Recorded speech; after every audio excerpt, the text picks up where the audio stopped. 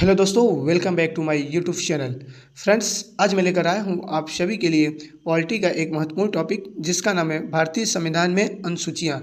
तो इसको जो है schedule in the Indian constitution English में बोलते हैं। तो आज इसी के बारे में हम लोग देखने वाले हैं और बहुत ही बेहतरीन तरीके से इसको समझेंगे। तो अपने यूपीएसआई में यहाँ से क्वेश्चंस बनने का चांस रहता है। 2017-2021 में फ़िलहाल यहाँ से क्वेश्चंस कम बने थे। तो ये बात नहीं है कि अगले साल कम बना था, बहुत ही कम क्वेश्चन आए थे इस टॉपिक से, बट क्वेश्चंस बन सकते हैं, वेरी वेरी इंपॉर्टेंट है। तो आज इसको हम लोग जो है अच्छी तरीके से देखते हैं और हर एक पॉइंट को अच्छी तरीके से समझते चलेंगे। तो चलिए देखते हैं। देखिए, मूल संविधान वर्तमान, यानी कि मूल संविधान में जो है देखिए 22 भाग, 395 अनुच्छेद, 8 अनुसूचियाँ थीं। लेकिन वर्तमान में बात किया जाए तो 25 भाग, 450 प्लस अनुच्छेद और 12 अनुसूचियाँ हैं। तो आज हम लोग जो है इसी जो है 12 अनुसूचियों के बारे में हम लोग पढ़ने वाले हैं, ठीक है। और इससे जुड़े जो भी इम्पोर्टेंट पॉइंट होंगे सभी को जो है डिस्कस करते चलेंगे। चलिए देखते हैं आगे। देखिए, पहली अनुसूची में क्या बताया गया है। भारत के राज्य और केंद्र शासित प्रदेशों के नाम और उनकी क्षेत्रीय सीमाओं का उल्लेख, ये किसमें बताया गया है, पहली अनुसूची में। अच्छा, इसका जो है अनुच्छेद 1 से 4 तक में बताया गया है, ठीक है। पहली अनुसूची में जो बताया गया है उसका जो है उल्लेख 1 से 4 तक में बताया गया है अनुच्छेद में। तो भारत के राज्यों और केंद्र शासित प्रदेशों के नाम और उनकी क्षेत्रीय सीमाओं का उल्लेख। दोस्तों, इससे क्या तात्पर्य है, जैसे मान लीजिए ये अपना यूपी हो गया, ठीक, यूपी हो गया तो ये एक राज्य हो गया, ठीक है। और ये राज्य हो गया, इससे जुड़े जो है अपने यूपी से अदर स्टेट जो है 8 स्टेट जुड़ते हैं, ठीक है। ये सब जो है राज्य हो गए और बाकी एक देश जो है सीमा लगती है नेपाल। तो यही सब जो है इसी सब के बारे में जो है पहली अनुसूची में बताया गया है, ठीक है। और ये इसमें और प्रावधान है, जैसे जो है अलग क्षेत्र को शामिल करना, तो ये सब पहली अनुसूची के अंतर्गत ही आता है। ये मैंने आपको बस जस्ट समझाने का प्रयास किया है ताकि आपको समझ में आ जाए। चलिए आगे देखते हैं। दूसरी अनुसूची में देखते हैं वेतन भत्ते तथा पेंशन आदि से जुड़े प्रावधान दूसरी अनुसूची में बताए गए हैं। इसमें ज़रा हम लोग देखते हैं। राष्ट्रपति, राज्यपाल, लोकसभा के सदस्य, राज्यसभा के सदस्य, सर्वोच्च न्यायालय, उच्च न्यायालय के न्यायाधीश, भारत का नियंत्रक एवं महालेखा परीक्षक आदि। दोस्तों, ये जो उच्च पदाधिकारी हैं उनकी वेतन जो है दूसरी अनुसूची में बताया गया है, वेतन के बारे में और पेंशन आदि से जुड़े प्रावधान दूसरी अनुसूची में है। आप लोग इसको भी जो है याद रखिएगा। चलिए आगे देखते हैं। तीसरी अनुसूची देखिए, शपथ या प्रतिज्ञान के प्रारूप दिए गए हैं। इम्पोर्टेंट है, शपथ वगैरह जो है तीसरी अनुसूची में बताया गया है। अभी मैं आपको दिखाता हूँ, समझाता हूँ। देखिए, संघ, राज्य मंत्री, संसद के जो सदस्य होते हैं, राज्य विधानमंडल की बात करें तो विधानसभा और जो है विधान परिषद के सदस्य जो होते हैं वो चुनाव के प्रत्याशी, ठीक है, और न्यायाधीश आदि। ये सब जो है शपथ जो राष्ट्रपति दिलाते हैं, जैसे राष्ट्रपति शपथ दिलाते हैं, मुख्य न्यायाधीश, तो ये सब जितने शपथ जो हैं, शपथ वगैरह के जो है प्रावधान तीसरी अनुसूची में बताया गया है। ये भी आपको याद रखना है। चलिए आगे देखते हैं क्या है। चौथी अनुसूची देखिए, विभिन्न राज्यों से राज्यसभा में सीटों का आवंटन। आप समझ रहे होंगे कि विभिन्न राज्यों से राज्यसभा में सीटों का आवंटन किस चौथी अनुसूची में बताया गया है।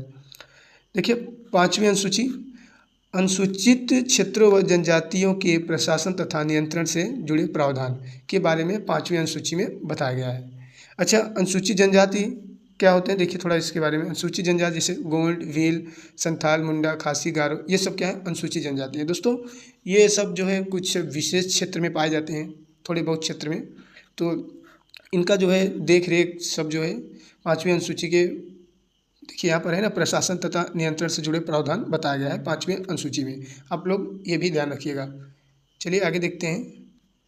देखिए, छठी अनुसूची में क्या है, असम, मेघालय, त्रिपुरा और मिजोरम राज्यों के जनजाति क्षेत्रों की प्रशासन से संबंधित है। आप बस इतना याद रखिएगा कि छठी अनुसूची जो है असम, मेघालय, त्रिपुरा और मिजोरम राज्यों के जनजाति क्षेत्रों की प्रशासन से संबंधित उपबंध है, ठीक है। कुछ यहाँ पर ऐसे जो हैं, कुछ ऐसे जो हैं जनजाति के लोग पाए जाते हैं इन राज्यों में, उनकी जो है सुरक्षा के लिए यहाँ पर उपबंध, कानूनी प्रशासनिक जो है व्यवस्था बनाया गया है, ठीक है, छठी अनुसूची में।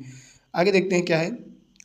देखिए, सातवीं अनुसूची, संघ सूची, राज्य सूची। 7वीं अनुसूची में दोस्तों क्या है ना कि संघ सूची, राज्य सूची और समवर्ती सूची सूची शामिल के बारे में बताया गया है। यानी कि दोस्तों 7वीं अनुसूची में शामिल हैं आपके संघ सूची, राज्य सूची और समवर्ती सूची।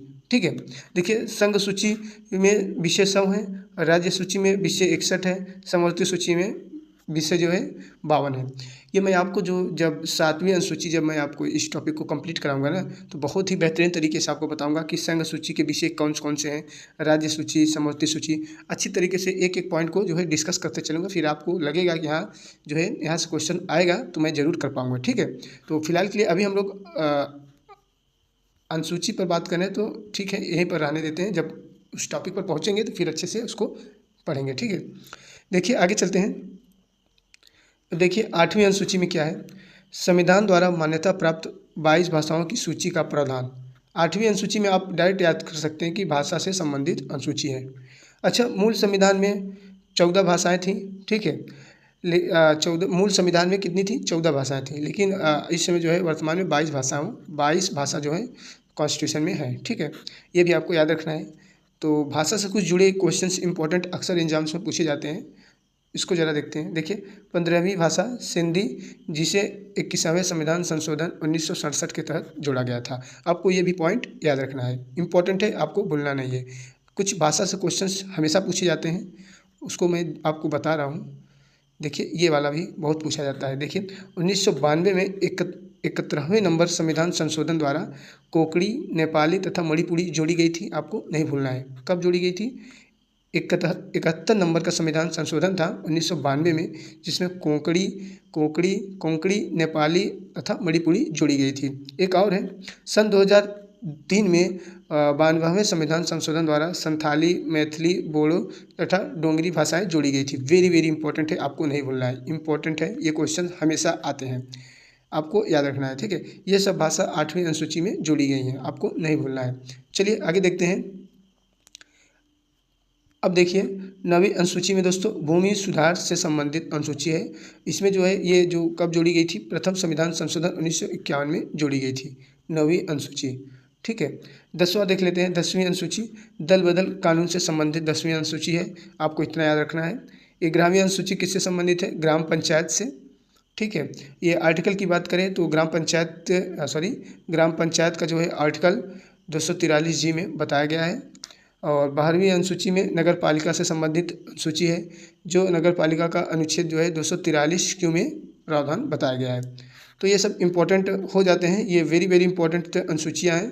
तो आज का जो है अपना इतना ही था दोस्तों। ये जितना अनुसूची मैंने आप सभी को बताया बहुत इंपॉर्टेंट है, आप इसको जो है 1 या 2 बार वीडियो को प्ले कर जरूर देख लीजिएगा, 2 बार कम से कम जरूर देख लीजिएगा, ताकि जो है चीज़ें दिमाग में सेट हो जाएँ। तो ज़्यादा कठिन, देखिए UPSI में अगर क्वेश्चन बनेगा अनुसूची से तो उतना डीप क्वेश्चन नहीं पूछेगा। ठीक है, इतना ही यहाँ से जो है इनफ है, इतना जितना मैंने बताया आप इतना कर ले जाएंगे। ठीक है, जहाँ पर UPSI मैं प्रीवियस ईयर क्वेश्चंस को ध्यान में रख कर ही दोस्तों मैं PDF तैयार करता हूँ। ठीक है, जैसे मूल अधिकार से टॉपिक मैं बताने जा रहा हूँ। ठीक है, तो उसके बारे में पहले मैं एनालिसिस करता हूँ जो है 2017 फिर 2021 का। तो जिस हिसाब से क्वेश्चंस पूछे रहते हैं उस हिसाब से मैं जो है PDF को तैयार करता हूँ, और प्लस जो क्वेश्चंस पूछे जाने की संभावना होती है उसको भी ऐड कर आपको अच्छे से जो है हर एक पॉइंट को समझा कर मैं बताता हूँ, ताकि आने वाले जो हो सकता है कि पेपर में जो कोई भी क्वेश्चंस कहीं से भी पूछा जा सकता है ना, इसीलिए मैं जो है बहुत ही आराम से और बहुत ही बेहतरीन तरीके से आप सभी को बताता हूँ। ठीक है, तो आज के लिए इतना ही था, आप इसको 1 या 2 बार वीडियो को प्ले कर देख लीजिएगा, इतना जो है UPSI के लिए इनफ है अनुसूची से।